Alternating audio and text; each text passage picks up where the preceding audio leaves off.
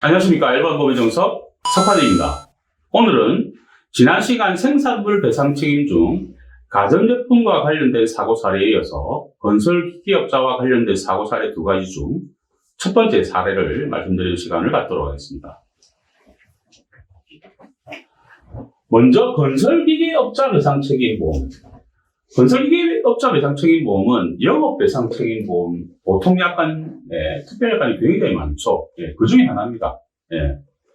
보험관 대상자는 건설기계를 직접 소유, 관리, 운영하는 법인이나 개인, 그리고 보험개요는 피보험자가 소유, 사용, 관리하는 중장비, 장비 용도에 따른 업무 수행으로 생긴 제3자 배상 책임을 보상을 해주는 내용입니다. 대인, 대물사고죠. 그리고 보험가입 시 구비서류, 사업자 등록증과 건설기계 등록증. 만일에 건설기계 등록증이 없을 경우에는 차대번호나 시리얼 넘버를 확인할 수 있는 서류를 구비해 주시면 되겠습니다. 그리고 건설기계업자 배상책임보험의 주된 건설기계 종류죠. 첫 번째로 천공기, 지면에 구멍을 뚫는 부분들이죠. 그리고 항타기, 지면에 기둥을 박을 때 두드리는 기구. 그리고 그레이더, 지면을 평평하게 하는 중기.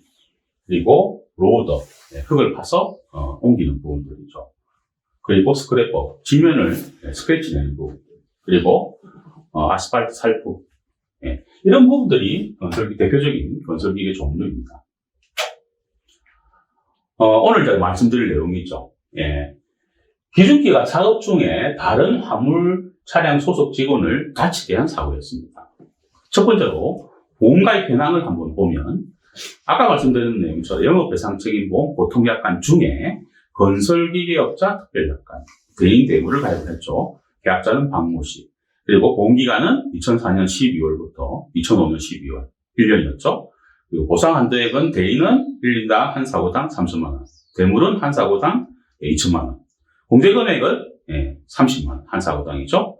납입보험료는 84만 원을 납부한 계약이었습니다. 다음 두 번째로 일반사항입니다. 영업정은 건설기계 대여, 그리고 소재지는 서울특별시 영등포, 그리고 사고일시는 2005년 6월 14일, 그리고 사고장소는 충남 아산시에 있는 하수종말 처리장 신축 현장이었습니다. 세 번째 사고 상황 및 경위를 한번 보도록 하겠습니다. 2005년 6월 13일 오후 4시 30분이었죠. 피보험자 소속 크레인 기사가 피보험자 소유 크레인의 보조후크입니다. 보조후크를 이용하여 피해자의 소유의 바이브레이션 해머와 연결되어 있는 전기 배선 그리고 유압 배선이 많죠. 다발을 화물 차량에서 들어 올려 현장으로 하차하던 중에 배선 다발이 위 크레인의 메인 후크에 걸려있는 것을 몰랐습니다. 그래서 인지하지 못하고 크레인 분대를 조작하여 메인 후크에 걸려있던 배선 다발이 떨어져서 피해자 빈모 씨를 충격했다. 그러니까 왼쪽 팔을 다치게 부상, 골절상이 일어났던 그런 사고였죠. 다음은 네 번째 치료 병입니다.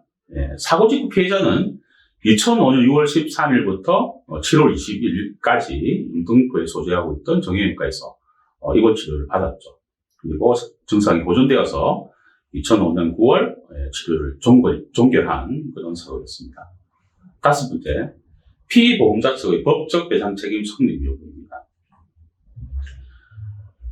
크레인을 이용해서 바이브레이션 해머의 배선 다발을 하차하던 중에 크레인 기사가 크레인 후크 및 크레인의 주변 상태를 살펴야 되는데 그렇게 하지 못했다는 부분들.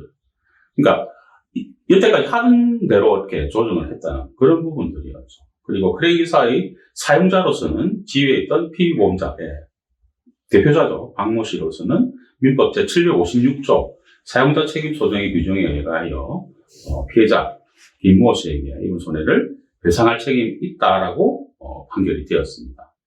과실률은 65%가 적용이 됐습니다. 그러면 피해자 과실이 있다는 부분들이죠. 피해자 과실을 한번 보도록 하겠습니다.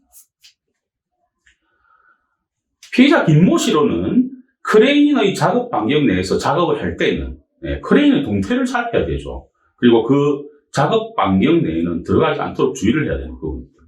그리고 기중기의 작업이 모두 종료되고 안전함이 확보되고 난 이후에 자신의 작업을 조심스럽게 해야 되는데 그렇게 하지 못했다는 부분입니다.